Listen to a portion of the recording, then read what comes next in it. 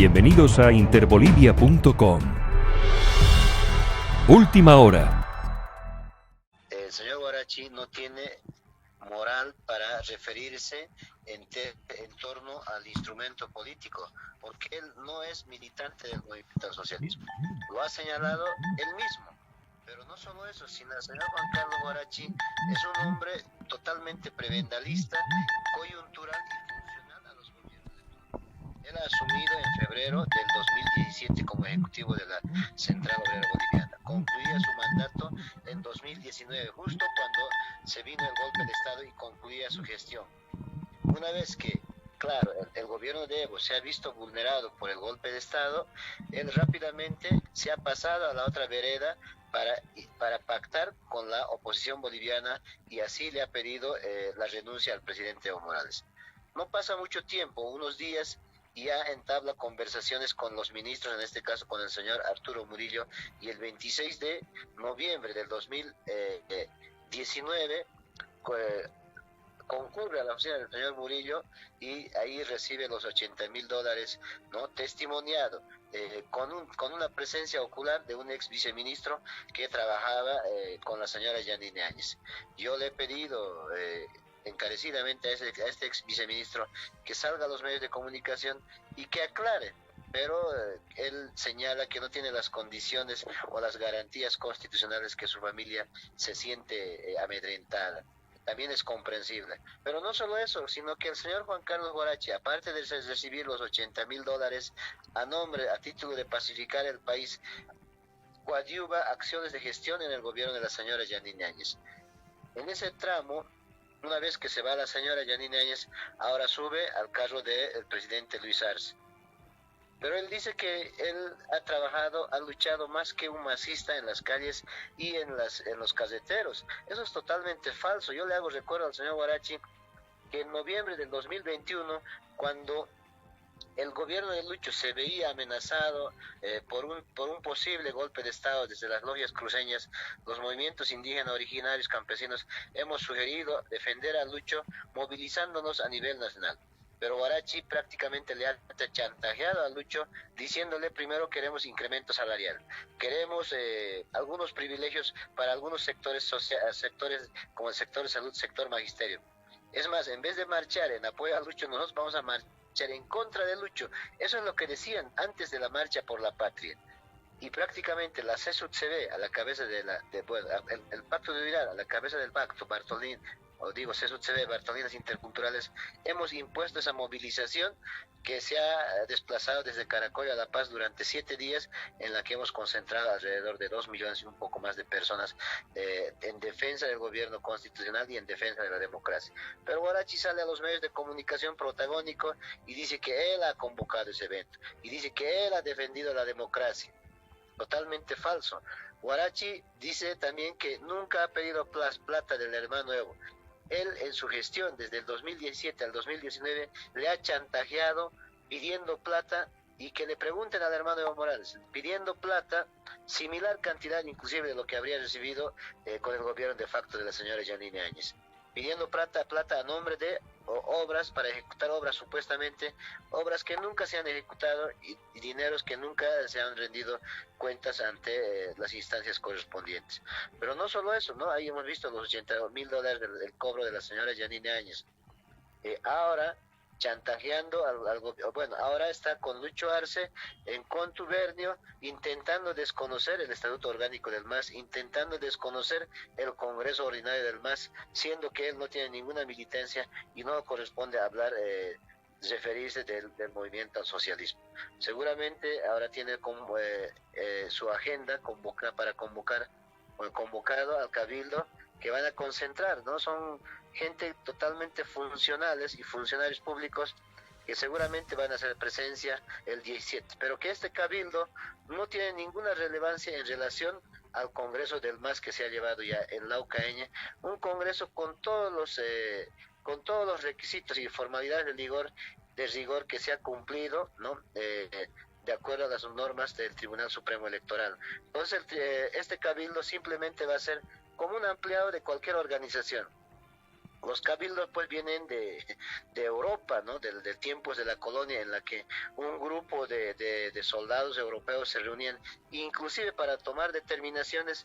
En 1541 hasta han nombrado un gobernador en Chile. Entonces, en ese tiempo, claro, como no había un Estado, una constitución política del Estado, estos cabildos eran totalmente vinculantes y de decisiones, ¿no? De esos sectores.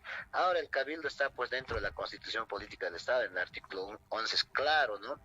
Y no tiene carácter vinculante. Lamentablemente en Santa Cruz se han acostumbrado a llevar los cabildos y con esa lógica, ¿no?, colonial, piensan que estos cabildos que se asumen sus determinaciones tiene que cumplirlos el Estado Nacional. Los cabildos son considerados similar a los congresos que nosotros manejamos, a los ampliados, a los hachatantachawis, a las asambleas, tienen el mismo carácter, el mismo criterio los cabildos. Entonces el gobierno no las puede dar cumplimiento si es que la demanda no cumple o no está acorde a las normas bolivianas. Entonces este cabildo va a ser una reunión más de gente promovido por el gobierno nacional, desde luego con algunos dirigentes prebendales del Pacto de Unidad que van a asumir algunas determinaciones. Lo más que pueden asumir es de construir o fundar otro partido político, que están en su pleno derecho, aunque para crear o para fundar un partido político no necesitas un cabildo, pues los partidos de la derecha, entre 5 amigos en una discoteca, han conformado nomás un frente político o una agrupación. Entonces creo que es innecesario este cabildo porque no va a tener ningún efecto jurídico sobre el congreso que se ha desarrollado ya el pasado 3 y 4 en la localidad de Laucaeña. Bueno, yo cuestiono los cabildos, los criterios de los cabildos que se han desarrollado en Santa Cruz. Como te digo, el cabildo viene de tiempos de la colonia y son especies de reuniones donde se deliberaba para asumir determinaciones que se iban a aplicar en el tiempo. En Santa Cruz, ¿qué tipo de cabildos hacen? Se hacen una concentración masiva, ¿no?, a la cabeza de las logias cruceñas, y ahí uno pregunta y el otro aprueba. Los cabildos no se manejan de esa manera. Los cabildos son una especie de una asamblea donde se debate, se dilucida un temario planteado en ese evento o en ese cabildo en este caso. Entonces, en Santa Cruz, yo estaba en uno de esos cabildos viendo cómo desarrollan su evento. Es totalmente manipulado, no hay una democracia, ni siquiera de consenso allá. O sea, allá no puedes opinar y decir lo contrario que el otro. Y eso descontextualiza el término de los cabildos. Ahora, lo que están llevando aquí, en La Paz, con el nombre de cabildo, creo que han cometido un grave error de copiar ese criterio de cabildos, de llevar un cabildo al estilo de las logias cruceñas, que ellos lo han adoptado. Bueno, ellos han heredado de la colonia, ¿no?, de las logias cruceñas, pero en este sector del occidente boliviano, o las organizaciones sociales del pacto, o por lo menos la Central Obrera Boliviana, jamás han llevado pues cabildos. Sí se ha visto un cabildo el año 2007, si no me equivoco, en relación para pulsear de dónde se queda la sede o se traslada ante las intenciones de que algunos sectores sociales de Sucre pretendían devolverlo a Sucre o llevarlo a Sucre, la sede de gobierno. Pero hayan convocado alrededor de 3 millones aquí en la sede de gobierno y ha sido una especie de un cabildo que no tenía carácter vinculante desde luego. Sin embargo, estos cabildos generan pues controversia, además tiene una relevancia o connotación social. Es decir, este cabildo que ellos están nombrando no cuadra en ninguna parte del estatuto orgánico. Si tú lees el estatuto orgánico del movimiento al socialismo, no existe el término de cabildo en sus criterios de determinación o criterios de debate en la democracia, en las tomas de decisión en la democracia interna del movimiento al socialismo. El término cabildo no vas a encontrar en la ley 1096, es decir, en la ley de organizaciones políticas. No existe ese término de cabildo para consolidar, para crear un frente político. En la Constitución Política del Estado, en el artículo 11, está claramente ahí señala, son espacios de determinación, son espacios democráticos, ¿no?, pero que no tienen vinculante con las autoridades supraestatales. Entonces son espacios de determinación, por eso yo los comparo. Nosotros en el occidente boliviano, la CESUTCB, por ejemplo, en vez de cabildos llevamos las asambleas, los congresos, los ampliados. Si al igual que los cabildos, los congresos o ampliados tuvieran carácter vinculante con el Estado boliviano, entonces cuando nosotros desconozcamos a un diputado como Congreso o como ministro de Estado, repudiemos o desconozcamos a Lima, el presidente Luis Arce agarraría esa determinación de la CSUCB y destituiría pues al ministro, ¿no? Para eso tenemos una constitución política del Estado, tenemos las normas en vigencia y el cabildo simplemente se resume en espacios de deliberación y toma de decisión de cada uno de sus sectores, en este caso de la región de Santa Cruz, que hacen sus cabildos frecuentemente. Y en este sector, ahora que se va a llevar el cabildo, yo prácticamente cuestiono y no sé quién es el autor o quiénes son los responsables, autores intelectuales o los que han tomado esta iniciativa de que militantes del movimiento al socialismo, aunque resentidos del MAS, el gobierno nacional hayan tomado la iniciativa de llevar un cabildo como para intentar revertir las decisiones de un magno congreso de un partido político, de un instrumento político que es el movimiento al socialismo, que prácticamente ha cumplido con todos los requisitos establecidos en su estatuto orgánico, en la ley 1096 y en la constitución política del Estado. Bueno, primero quiero señalar que el gobierno de Lucho, en vez de hacer gestión pública, en vez de ejecutar obras, en vez de recorrer por el mundo buscando ciertos recursos para ejecutarlo en su territorio boliviano, todo el tiempo está en campaña política. Muchos compañeros o comunicadores me preguntan, pero el MAS, ¿por qué está en campaña política Evo Morales y Lucho también? Bueno, nosotros, como movimiento al socialismo, sí estamos cumpliendo de acuerdo a las determinaciones del Tribunal Supremo Electoral, que en abril ha dicho de que en 180 días deben llevar sus congresos ordinarios, renovar directorios. Simplemente eso está haciendo el hermano Evo Morales. Ahora que Lucho entre en esa misma lógica de buscar protagonismo político, de buscar palestra pública para perfilarse para las próximas elecciones, descuidando la gestión pública, yendo a las comunidades, haciendo campañas, en vez de ejecutar obras, simplemente está colocando piedras fundamentales. Mira, los POAs en los municipios, en vez de subir, o sea, en vez de crecer, de tener un incremento cada año decrece los presupuestos. Y más aún cuando Lucho dice que hemos tocado fondo con la venta de gas. ¿Eso qué implica? Que al año tus presupuestos de cada municipio, de cada ciudadano, va a bajar, pues, y eso implica que las obras no se ejecuten. Y eso implica la caída de la economía del país. No solo eso, sino que sus ministros le están colaborando en contra, es decir, están robando la economía del país, utilizando a la Asamblea Legislativa que hacen aprobar leyes. Todo, un 90% de todas las leyes que aprueban son para créditos. Y esos créditos que están mendigando de la CAF, de la BID, están trayendo a Bolivia para que distribuya los ministerios y los ministerios se están robando ese dinero. Hace el fin de semana pasado nomás, la Asamblea Legislativa, a la cabeza del señor Jerez Mercado, de los 179 millones de bolivianos que tienen anualmente para gastar en temas administrativos como papelería, vehículos, almuerzos, viáticos, comidas y todos los vicios que ellos quieran. Mira, a 2 meses de terminar la gestión 2023 se han aumentado 20 millones de bolivianos más. Pero ese dinero, ¿para qué va a ser? Un diputado lo dijo, ese dinero lo vamos a gastar en algunos refrigerios para los gastos administrativos, también para los diputados de la oposición.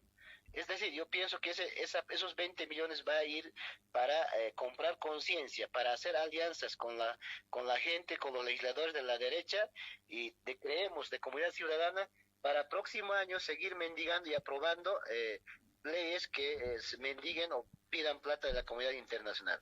Entonces prácticamente nos vamos de mal en peor. El presidente Lucho Arce tiene una lógica de gobernar totalmente neoliberal. La lucha contra las drogas, las políticas de Estado en la ejecución de obras son totalmente neoliberales. ¿Y cómo se está sosteniendo en el gobierno? Claro, respaldado por un pacto de unidad falso y legal, por un dirigente de la Central Obrera Boliviana que ya está 7 años, que durante 7 años no ha trabajado un solo día, sin embargo tiene un sueldo de más de 20.000 bolivianos que gana cada mes sin mover una picota, sin alzar un machete o una hacha. Entonces prácticamente es de dirigentes perpetuo el señor Juan Carlos Guarachi.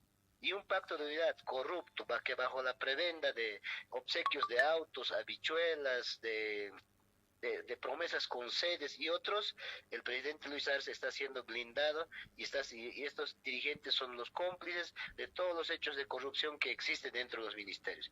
Quienes lo sufren, las consecuencias de este desastre gobierno, son las bases en las comunidades, son la gente, la ciudadanía de a pie, los hermanos que labran la tierra en el campo, los zafreros, los gremialistas, los transportistas que queman sus riñones, los mineros que perforan sus pulmones. Esa gente es la que está sufriendo y en el tiempo los efectos negativos en términos económicos. Ahora que se va secando el agua y el gobierno no plantea respuestas reales ante esta deficiencia, pues lamentablemente el país se va en picada en términos económicos. Esta es nuestra gran decepción. Mientras diputados se aumentan sueldos, como hace unos meses atrás el Senado se ha incrementado su salario, y ahora los diputados aumentan su presupuesto, los que ganan más de 22,000 incrementan su presupuesto, pero la caserita de la esquina, el taxista, el obrero, el asalariado, el campesino, su economía va de mal en peor. Esa es la lógica de un sistema de gobierno plenamente neoliberal. Bueno, si bien la Central Obrera Boliviana era la máxima, bueno, es todavía la máxima organización nacional, que en su momento ha tenido momentos de luchas históricas a la cabeza del señor Juan Lechino Oquendo, que ha sido fundada en el año 1952, la Central Obrera Boliviana. Pero la Central Obrera Boliviana desde el 52 hasta ahora ha tenido traiciones también, como el año 1964 con el general René Barrientos Ortuño, ¿no?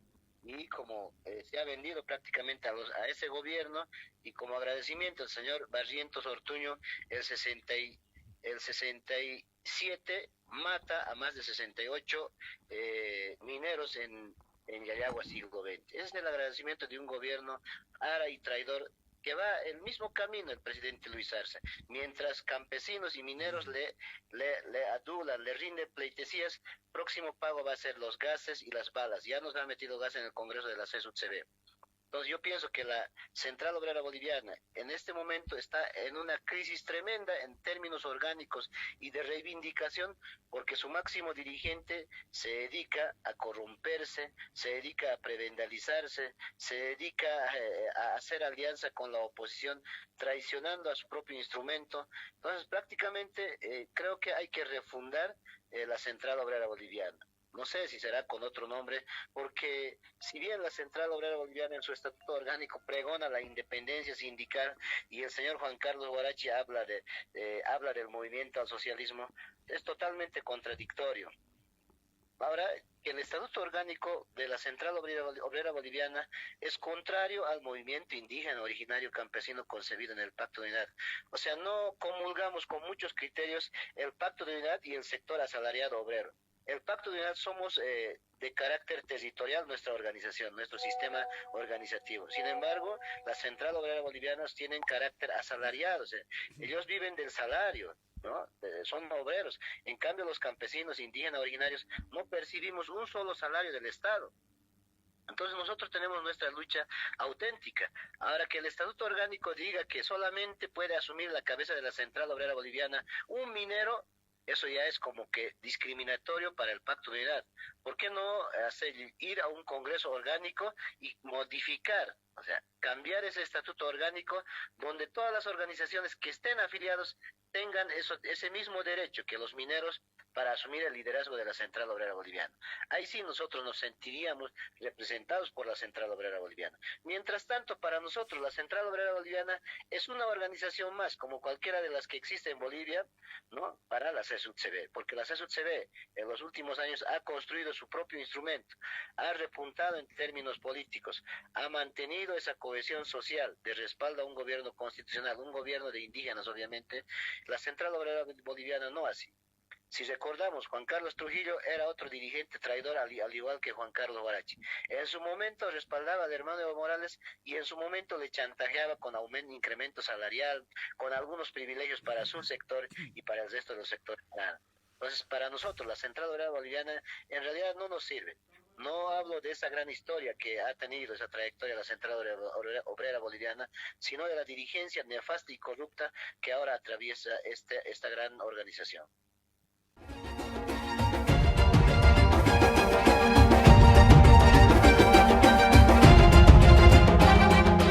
Subimos vídeo y contenido todos los días. Suscríbete a nuestro canal y no olvides activar la campanita para que te llegue todas las notificaciones.